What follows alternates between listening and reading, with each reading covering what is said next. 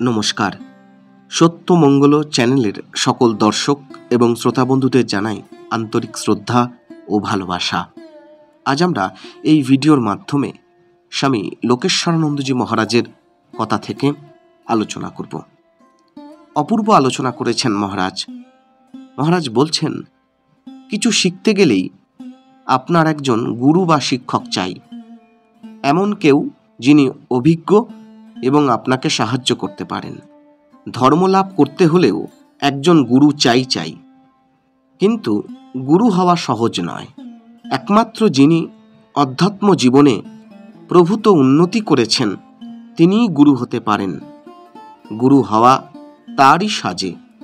বলা হয়, আদেশ না পেলে কারো গুরু হওয়া উচিত নয়, কিন্তু কার আদেশ? তার উত্তরে বলা হয়েছে ঈশ্বরের। ঈশ্বর যদি আপনাকে এই কাজের জন্য মনোনীত করেন, তখন আপনার কথায় কাজ হবে। যারা আপনাকে অনুসরণ করবে তাদেরও কল্যাণ হবে। তা যদি না হয়, তাহলে আপনার দ্বারা তাদের মঙ্গলের চাইতে অমঙ্গলই বেশি হবে। একজন অন্ধ কি আরেকজন অন্ধকে পথ দেখাতে পারে? এও ঠিক তাই। এখন প্রশ্ন, গুরু চিনব কি করে? কি করে বোঝা যাবে কে ঈশ্বরের আদেশ পেয়েছেন আর কে পাননি?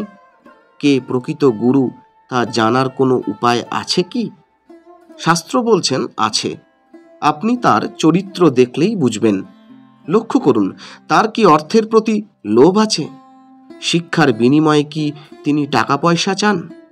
তার কি নাম, যশ, ক্ষমতা বা সামাজিক প্রতিষ্ঠা লাভের মোহ আছে? যদি থাকে, তার সম্পর্কে সাবধান হন। তিনি নকল গুরু। যিনি প্রকৃত গুরু তিনি করুণাবশত উপদেশ দেন। তিনি কোনো প্রতিদান চান না।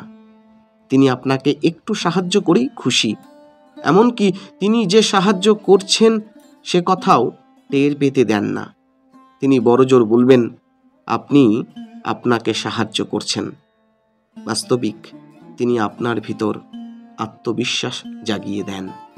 আপনার সামর্থ্য সম্পর্কে সচেতন করে দিয়ে তিনি আপনাকে বলে দেন জীবনের লক্ষ্য কি, কোন পথে আপনার সমস্ত প্রচেষ্টা কেন্দ্রীভূত করতে হবে। সংক্ষেপে, আপনার সঙ্গে আপনার গুরুর যেন এক রহস্যজনক সম্পর্ক। আপনার যাতে সর্বাঙ্গীন উন্নতি হয় তা দেখার জন্য গুরু যেন দায়বদ্ধ। আপনার অগ্রগতি না হলে সে দোষ গুরুতে বর্তাবে। এই কারণে যোগ্যতা সত্ত্বেও অনেকে গুরু হতে ভয় পান। আবার এমন গুরুও আছেন যারা শিষ্য সংখ্যা বাড়াতে চান না। তারা বলেন, দেখা মাত্রই তারা তাদের শিষ্যদের চিনতে পারেন। এ যেন জন্ম জন্মান্তরের সম্পর্ক। যারা আগের জন্মেও তাদের শিষ্য ছিলেন, তাদের দায়িত্বই কেবল তারা গ্রহণ করেন। নতুন কেউ তাদের কাছে শিষ্য হতে গেলে তাদের অনুরোধ তারা রাখতেও পারেন, না রাখতেও পারেন। এ ব্যাপারে তাদের ওপর কোনো বাধ্যবাধকতা নেই। গুরু অনেকের মধ্যে ঘুরে ঘুরে শিষ্য খুঁজে বেড়াচ্ছেন। এরকম অনেক কাহিনীও যেমন আছে, তেমনি শিষ্য হন্যে হয়ে গুরু খুঁজে খুঁজে অবশেষে তার গুরুর দেখা পেয়েছেন, এমন কাহিনীও বিরল নয়। কে তার অন্তরঙ্গ একবার দেখলেই শ্রীরামকৃষ্ণ তা বুঝতে পারতেন। এ কথা তিনি নিজেই বলেছেন। তাদের সঙ্গে তিনি এমন ব্যবহার করতেন যেন তারা কত দিনের চেনা। অনুরূপভাবে যারা তার ভাবের নয় তাদেরও দেখা মাত্র চিনে নিতেন। তাদের সঙ্গে ভদ্র ব্যবহার করতেন, কিন্তু শিষ্যদের সাবধান করে দিতেন যাতে তারা ওই সব ব্যক্তির সঙ্গে বেশি মাখামাখি না করে। তাদের উদ্দেশ্যে বলতেন, ওরা এখানকার, অর্থাৎ তার ভাবধারার নয়। অন্তরঙ্গ শিষ্যরা কার সঙ্গে মেলামেশা করে সেদিকেও যেমন তার সজাগ দৃষ্টি ছিল, তেমনি তারা কি খেলো, কতখানি খেলো তাও লক্ষ্য করতেন। মা পাখি যেমন তার ছানাদের ডানা দিয়ে ঢেকে রাখে, শ্রীরামকৃষ্ণ তাই করতেন। সদ্গুরু এরকমই করেন। এর ঠিক বিপরীত চিত্র আজ ভারতে এবং ভারতের বাইরে দেখা যাচ্ছে। আজ সর্বত্রই গুরুর এত ছড়াছড়ি যে তা দুশ্চিন্তার বিষয় হয়ে উঠেছে।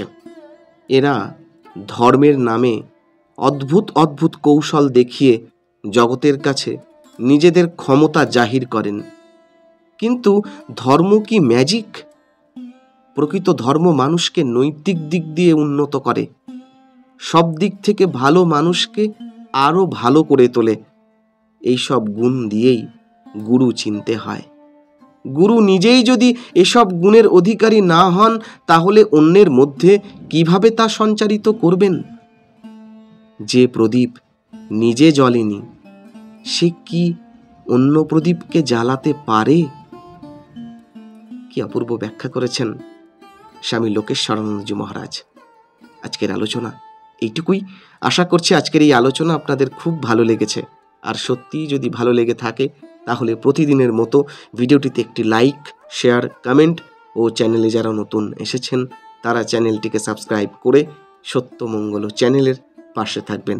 ধন্যবাদ।